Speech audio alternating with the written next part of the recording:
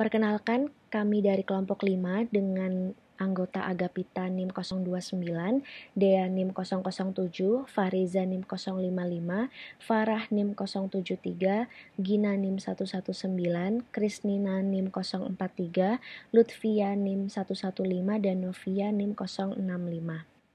Di sini kami akan mempresentasikan hasil diskusi dan kerja kami dalam tugas Internet of Things yang kami ambil dari conference yang berjudul Surgical Vision, Understanding Surgical Scenes Using Computer Vision.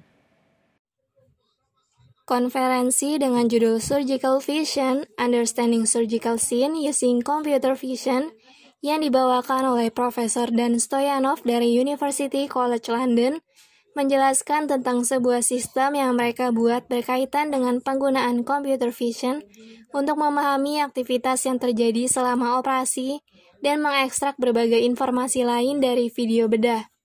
Dapat dilihat pada gambar di sebelah kanan. Gambar tersebut menunjukkan data terjadinya prosedur pembedahan tahun 2013 yang diperoleh dari Royal College of Surgeons menunjukkan adanya peningkatan prosedur pembedahan yang terjadi di Inggris sekitar 30% dalam periode 10 tahun sebelum data ini, dan jumlah yang sama juga meningkat pada tahun berikutnya. Hal ini menunjukkan bahwa jumlah prosedur pembedahan terus bertambah. Seiring dengan adanya peningkatan angka prosedur pembedahan, kompleksitas teknologi yang digunakan untuk melakukan prosedur pembedahan juga meningkat. Salah satu contohnya yaitu adanya penggunaan robot bedah, kapsul, kamera digital, kamera mikroskop, kamera endoskopi, dan kamera laparoskopi. Sistem-sistem tersebut digunakan untuk mempermudah dalam menjangkau daerah anatomi yang cukup sulit untuk diakses selama proses pembedahan. Contoh penggunaan sistem-sistem tersebut yaitu kamera digunakan untuk operasi di hampir seluruh wilayah atau anatomi, mulai dari kamera mikroskop yang digunakan di mata dan otak, hingga kamera endoskopi dan laparoskopi untuk operasi di perut, bahkan di persendian. Berbagai informasi ditangkap oleh kamera digital yang mengamati lokasi pembedahan, meliputi penampakan, patologi anatomi, utilitas, dan peristiwa yang terjadi pada instrumentasinya. Namun, banyak sekali informasi yang saat ini tidak dimanfaatkan dari video bedah tersebut. Oleh karena itu, mereka mencoba mengekstrak informasi dari video bedah tersebut untuk membangun sebuah sistem yang dapat membantu tim bedah dalam melakukan intervensi dengan lebih baik. Melakukan laser fly through menghasilkan banyak data pelatihan, melatih algoritma perkiraan ke dalam monokuler pada pelatihan ini, dan kemudian mentransfernya ke baris video. Jadi ini adalah contoh skopik kilimono nyata di mana kita berada. Mampu menggunakan model invensi untuk mendapatkan estimasi ke dalam dari video monokuler. Benar-benar ruang yang sangat menarik dan membuat banyak kemajuan yang sangat bagus di sini. Namun, estimasi posenya masih sangat-sangat menantang.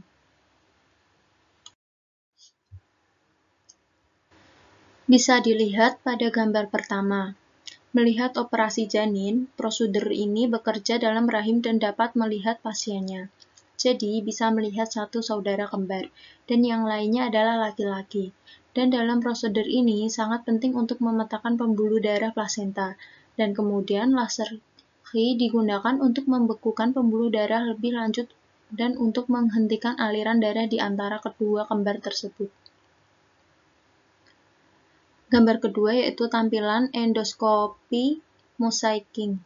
Jadi ini adalah contoh mosaik dari jaringan yang mengambil gambar dan mencoba memperluas bidang pandang sehingga ahli bedah dapat secara akurat melokalisasi apakah mereka mengalami perkelahian atau mengumpalkan semua pembuluh darah yang ada di plasenta.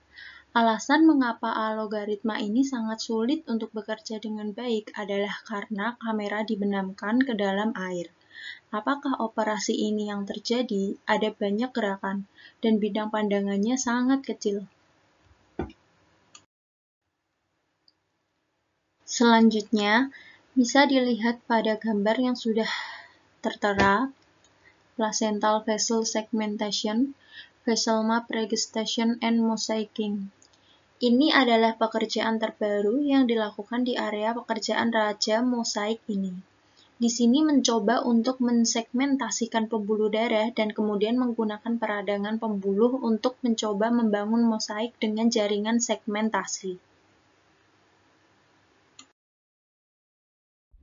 Berikut adalah contoh pekerjaan yang telah mereka lakukan dalam momentum semantik. Mosaik yang didapatkan masih cukup bagus, sehingga model yang dipunya dapat berjalan pada GPU real-time dengan cepat. Mereka berharap dapat menempatkan beberapa teknologi itu ke klinik untuk dapat memahami seberapa bermanfaatnya sistem itu untuk mendukung navigasi bedah. Berikut adalah contoh prosedur ginjal Robert dengan data yang dirilis oleh Intuitive Surgical pada tahun 2017. Data menunjukkan pada dasarnya algoritma segmentasi semantik dapat dilakukan dalam sebuah video bedah. Berikut adalah dataset pada operasi katarak yang dilakukan pada tahun 2020.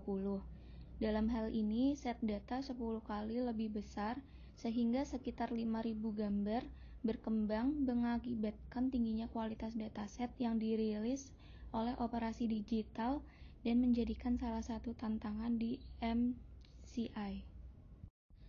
Dan berikut contoh beberapa pekerjaan yang mereka lakukan dalam beberapa tahun terakhir. Mereka saat ini juga sedang mencoba untuk menghindari dari pengawasan sehingga instrumen yang disimulasikan telah menyimpan model instrumentasi yang intuitif. Mereka juga memiliki robot sehingga dapat menghasilkan lingkungan dana menggunakan variabel. Mereka telah menunjukkan bahwa menggunakan informasi sintetis dan robot dapat memulai sistem pelatihan yang berkinerja. Di dalam gambar tersebut terdapat contoh instrumen yang dimasukkan ke dalam anatomi melalui vaskulator. Di dalam prosedur ini, navigasi merupakan tantangan terbesar, karena sebenarnya akan jarang terlihat struktur anatomi yang menarik karena jaringan yang tidak terlihat di bawah sinar X. Video endoskopi seperti yang dapat kita lihat di gambar tersebut memiliki tujuan prosedur untuk mendeteksi polip yang dapat diekstraksi. Dengan demikian, kanker dapat dicegah. Jadi, algoritma AI dapat dilatih untuk mendeteksi polip dan melakukan tugas yang sangat mirip dengan forum endoskopi. Hal ini tentu dapat menunjukkan bahwa kita dapat mendeteksi polip dengan sangat baik menggunakan algoritma ini. Harapan dari sistem ini adalah kita dapat menghindari poleks yang mungkin terlewatkan, sehingga kita dapat menstandarkan tingkat layanan yang disampaikan oleh tenaga kesehatan di berbagai unit dan tingkat keterampilan yang berbeda-beda. Seperti yang sudah dikatakan sebelumnya, kita dapat mendeteksi di mana instrumen itu berada. Digunakan contoh menggunakan analisis gerakan video dalam operasi pembuluh darah. Dapat dilihat bagaimana pola atau gerakan instrumen berubah sebagai kompleksitas anatomi. Juga dapat dilihat apabila kesulitan kasus makin tinggi, maka gerakan instrumen juga jauh lebih rumit. Sekarang mereka mencoba membangun sistem yang mampu dimanfaatkan. Cara manusia berinteraksi dengan sistem AI atau Artificial Intelligence sangat penting untuk dipelajari. Pengguna dapat menunjukkan informasi AI endoskopi dan melacak secara visual demi memahami perilaku pengguna dengan sistem. Sistem ini mencoba memahami bagaimana sistem AI akan diadopsi di klinik oleh manusia. Pada gambar di samping merupakan salah satu contoh surgical workflow analysis. Surgical workflow analysis dapat menganalisis aktivitas dalam video bedah dan mendeteksinya secara digital, seperti operasi katarak, deteksi instrumen di tempat, dan deteksi fase prosedur yang dilakukan. Pada akhir prosedur pembedahan, kita memiliki laporan instrumentasi berupa jenis, waktu, cara bergerak, dan fase yang dilakukan. Sistem ini memiliki resolusi yang tinggi, sehingga membutuhkan banyak daya komputasi untuk melatih model-model dan menjalankan aktivitasnya secara aktif. Sistem ini juga menggunakan kedua komputasi edge. Ini adalah contoh kerja yang dilakukan beberapa tahun yang lalu menggunakan kamera stereo dari robot bedah Da Vinci. Dalam hal ini, prosedural paru-paru pada dasarnya menggunakan algoritma stereo untuk mengekstrak peta kedalaman 3D di bagian bawah, kiri, dan juga adegan penerbangan. Jadi di sini digunakan slot dan teknik untuk memperkirakan gerakan dari endoskopi stereo dan dapat dilihat bahwa sebagai kamera yang bergerak di sekitar, hal ini mampu memulai membangun bidang yang lebih luas, yaitu contohnya adalah peta pandangan dari seluruh lingkungan. Akan tetapi hal ini lebih sulit untuk ditangani karena adanya lingkungan yang sudah rusak. Dan hal ini kemudian akan menjadi sangat ketergantungan dengan lingkungannya. Peran komputer dalam membantu dokter untuk melaksanakan benda atau operasi dapat bertambah besar. Hal ini dikarenakan komputer dapat melakukan suatu gerakan dengan presisi dan dengan kemajuan teknologi yang sedang kita alami sekarang. Kita dapat memanfaatkan kemajuannya, contohnya dengan analisis jigsaw database yang dilakukan oleh John Hopkins, yang mengatakan kita dapat menggunakan sumber video dan kinematics untuk membuat sistem yang bisa meningkatkan sistem berarti dan dapat menutupi kesalahannya dengan memberikan feedback terhadap penggunanya. Tidak hanya itu saja, visi komputer juga dapat membantu untuk melihat jaringan tubuh yang sebelumnya sulit untuk dilihat oleh mata kepala dan berpotensial untuk mengekstrak informasi oksigen atau fungsi jaringan dari organ tersebut. Dan kita juga memiliki potensi untuk dapat mengambil arti patologi yang sudah pernah terjadi. Kemudian, bagian yang terakhir yaitu kamera pengawas, di mana terdapat kamera yang tidak ada dalam pasien, tetapi dapat mengamati ruang operasi yang lebih luas. Hal ini tentu saja membutuhkan komputasi tepi dan komputasi awan untuk benar-benar memproses informasi. Oleh karena itu, perlu membangun sistem yang bisa mengenali aktivitas di ruang bedah, serta mampu menghubungkan ke bagian dalam ruang bedah untuk sementara.